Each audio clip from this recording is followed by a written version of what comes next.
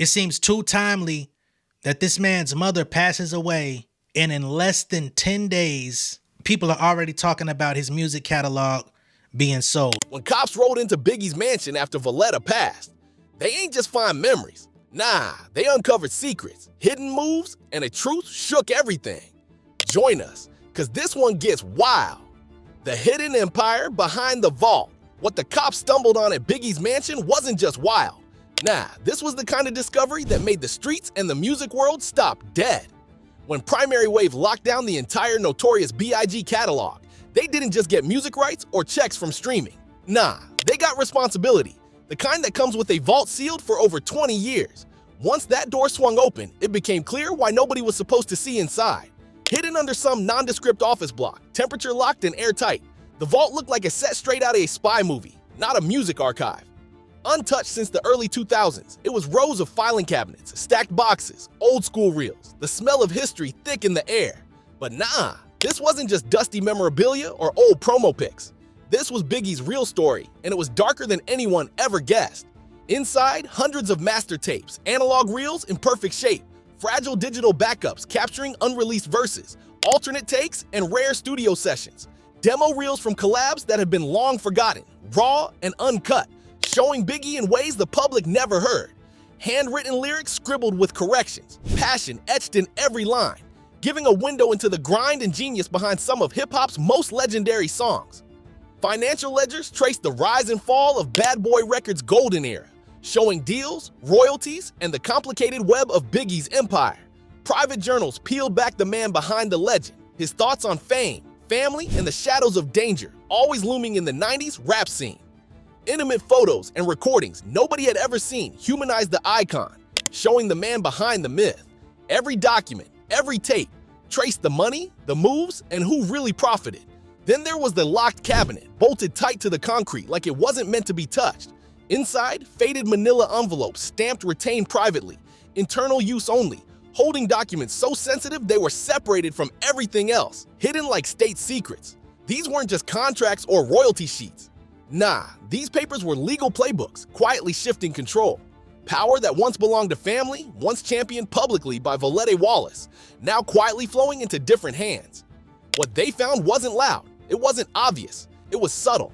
A quiet restructuring happening behind closed doors, leaving the public thinking Biggie's legacy was still family-held and untouchable.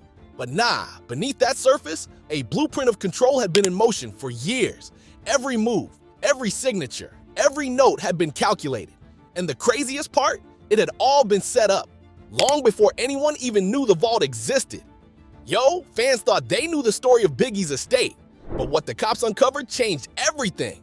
The legacy wasn't just music and memories. It was a carefully hidden game of power, money, and influence. And now, finally, the world got a peek behind the curtain. So, keep watching for the most interesting part. The ghosts behind Biggie's will. The cops stepping into Biggie's small spot didn't just find papers. They stumbled on a whole hidden saga nobody was supposed to touch. Fans thought they had the story figured, but nah. Inside those sealed stacks from the vault ran a trail straight from his passing in '97 all the way to the early 2000s, a time most figured was still under his mama Voletta's watch. But the real juice buried in those pages?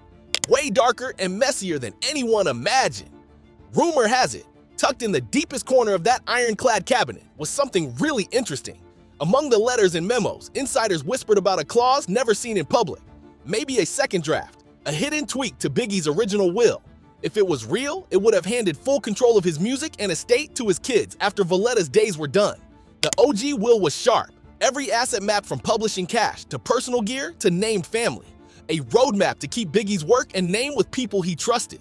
But that plan could have been quietly erased, vanished without a trace. No copies or even witnesses, just murmurs and old memos hinting it ever existed. Then came the probate papers. Seemed clean at first glance, but when you peep closer, the mess came out. Assets that were locked down got vague or disappeared straight up. People supposed to get a piece of the pie? Consolidated, replaced by corporate fronts or mystery trustees. Outsiders suddenly calling shots over Biggie's legacy, cash, and intellectual property. And the signatures? Experts on handwriting clocked some wild stuff. Variations in flow, pressure, and style suggested at least one document was forged. a fake standing in place of the late rapper. The implications were huge. Biggie's last wishes may be ignored, rewritten, maybe even erased. Which paper was legit? Who was moving pieces behind the curtain for their own gain? Every layer raised more questions, but now the cops just cracked the door, letting all that shadowy truth spill out. The hidden fortune. What cops and auditors uncovered in Biggie's estate went way beyond messy paperwork. Man, this was a straight-up financial maze that dipped into shadows nobody expected. Biggie's posthumous story wasn't just about rare verses or legendary tracks. Nah, it was about stacks and stacks of cash moving in ways that made heads spin. Over the years, the estate reportedly blew up from a $10 million starting point to over $160 million. On the surface, everybody gave props to Voletta Wallace, the queen, holding it down for her son, keeping his art and coins tight. But nah, when 2025 rolled around and forensic numbers geeks dug in, the curtain got ripped off, and what they found was straight up messy. The trail led through a web of shell companies, corporate cloaks built to hide the money flow from prying eyes. These weren't your average LLCs. Some were scattered across secret tax havens around the globe, raking in dough from everywhere. Licensing Biggie songs, merch lines rocking his name, rights to documentaries, biopics, and even unreleased tracks. But when the investigators tried to follow the paper, they kept hitting brick walls.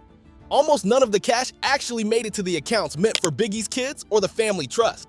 The lion's share disappeared into a shadowy maze of offshore accounts, zigzagging through complex setups that left no clear trace. Some of the payouts allegedly went to faceless corporations or people identified only by mysterious initials. Dig a little deeper, and investigators linked them to former music execs and estate managers with long resumes in the game. From 2010 to 2020 alone, tens of millions supposedly vanished into these invisible pipelines. Requests for clarity? Nah, no answers came. Audits? Silent? Oversight? Either weak or straight up absent. The story that Voletta was the powerhouse protecting the estate? Nah, part of it looked like smoke and mirrors. The sky-high growth was masking either bad management or, worse, a deliberate scheme to divert cash. Those missing millions weren't just numbers on a spreadsheet. They were a betrayal of trust, hitting the family and the fans who lived and breathed Biggie's art. Every dig into the estate's books peeled back a layer of deception, exposing the ones who had been running the empire from behind closed doors. The glow of a successful legacy fading fast. What the audit revealed wasn't just finance gone rogue. Nah, it was a harsh spotlight on power, greed, and the hidden story of Biggie's money, rewriting the history of what fans thought they knew about his posthumous empire. The deeper they looked, the darker it got. Nah, this wasn't just missing cash. It was proof of a game played in the shadows, a narrative of control and secrecy that stretched across decades. And with every page pulled from those restricted files, the streets started rumoring, whispers got louder, and the truth about Biggie's money finally started to surface. But then, there was more to this than anyone knew about. So, keep watching to find out. The vanished evidence. As the forensic team dug deeper into Biggie's estate, the digital trail started spilling secrets in ways nobody expected. The biggest shock? A huge chunk of unreleased material straight up disappeared. Tracks that insiders and diehard fans had been buzzing about for years. The Master Index, a detailed ledger built by trusted archivists back in the day, had over 40 unreleased songs mapped out. These weren't scraps or throwaways, these were fully cooked tracks, some of Biggie's rawest, most experimental vibes. But when the estate archives got checked, less than half of those gems were even there. Whole DAT reels, the lifeblood of his studio grind in the 90s, gone just like that. The absence wasn't small. It was a hole so big it left a scar on hip-hop history. Then came the story of a hard drive locked down tighter than Fort Knox. Rumor had it, this drive held private studio diaries and behind-the-scenes footage from those legendary life-after-death sessions, the kind of stuff that could have shown the world Biggie at his most creative, most vulnerable, in his final months. But when the tech experts tried to peek inside, what they found was chilling. A corrupted, dead digital tomb. Nothing readable, nothing recoverable. Forensic pros got pulled in, and what they uncovered was straight up cold. This wasn't decay or some random accident. Nah, the data had been wiped clean using military-level erasure tools, the kind of tech reserved for top-secret government files. Not a casual delete could pull off this level of precision. Every trace gone. The message was clear.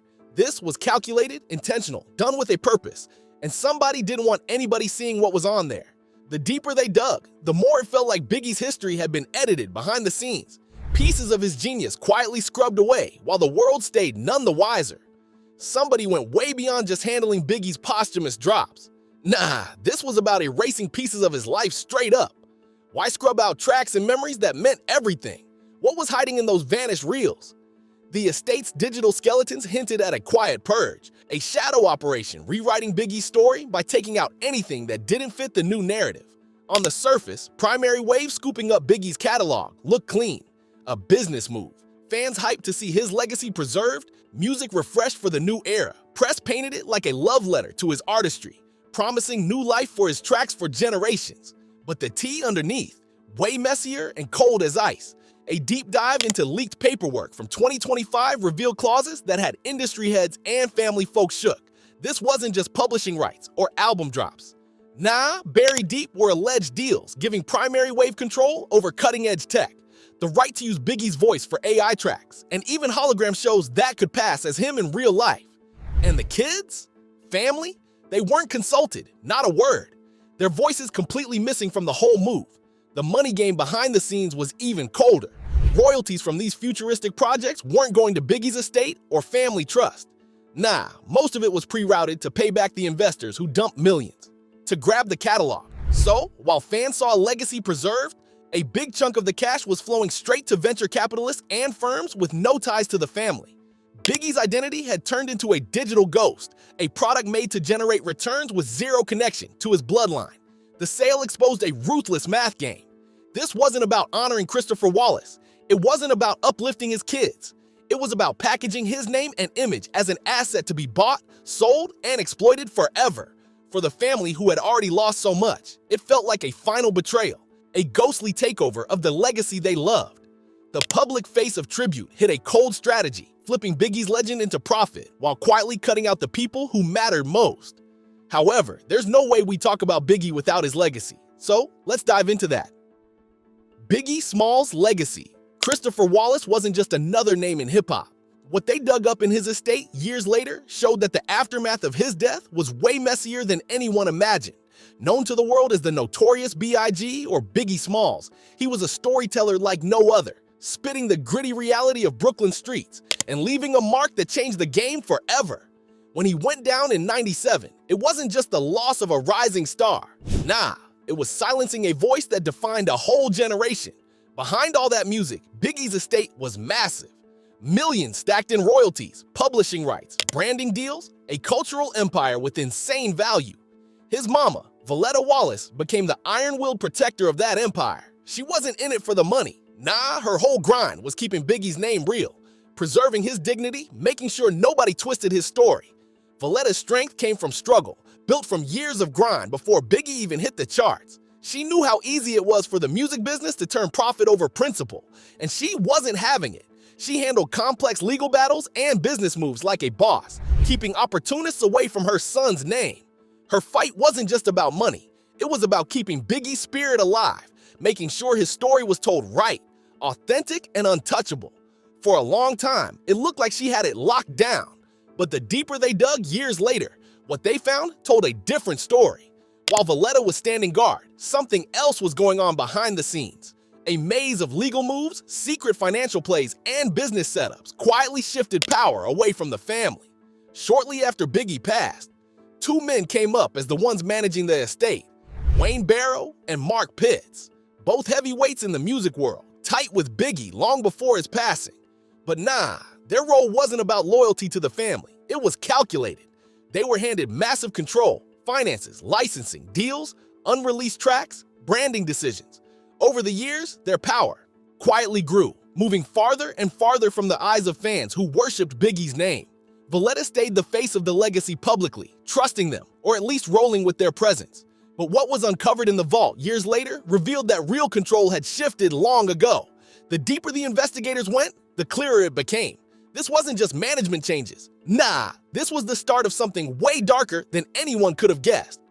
When the crown changed hands, the news hit hard in March 2025 and shook the music world to its core.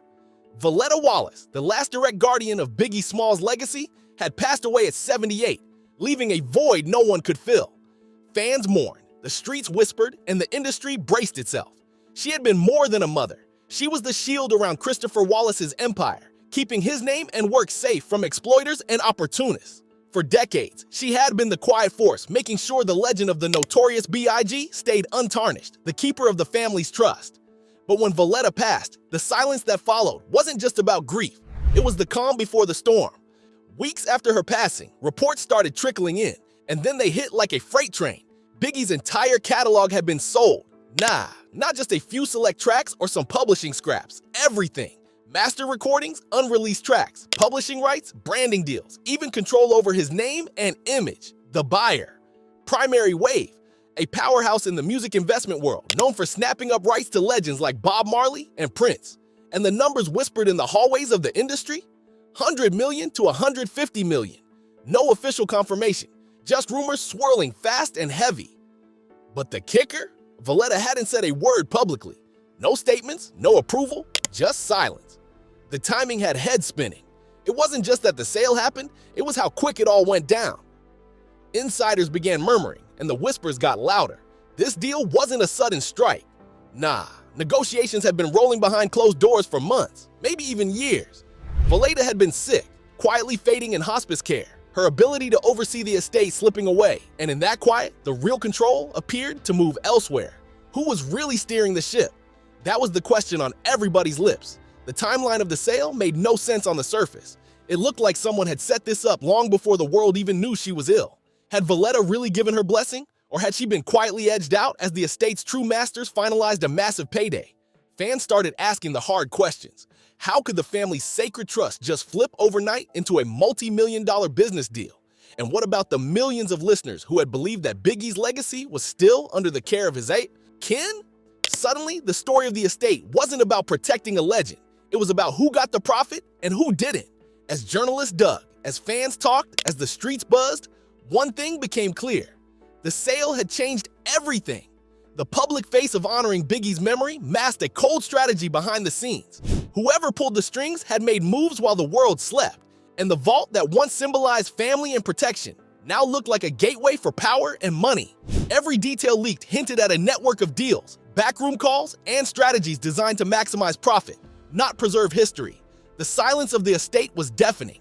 No press statements, no interviews, no explanations. Just the echo of a legacy shifting hands quietly, calculated, and unstoppable. Fans felt betrayed. Artists raised their eyebrows. The streets murmured about a story too big for headlines, too shady to ignore. And the truth? The truth was buried deep in the paperwork, the contracts, the signatures that nobody outside the room could verify. After Voletta's passing, it wasn't just an estate that changed. It was the story of Biggie Smalls himself. What was once seen as a family-held treasure became a calculated business empire. The vaults that kept his unreleased tracks, his royalties, his name, and his image secure suddenly didn't seem so secure anymore. And as the dust settled, one thing was certain. What they found in Biggie's estate after his mother passed didn't just shock the world. It rewrote everything about his life.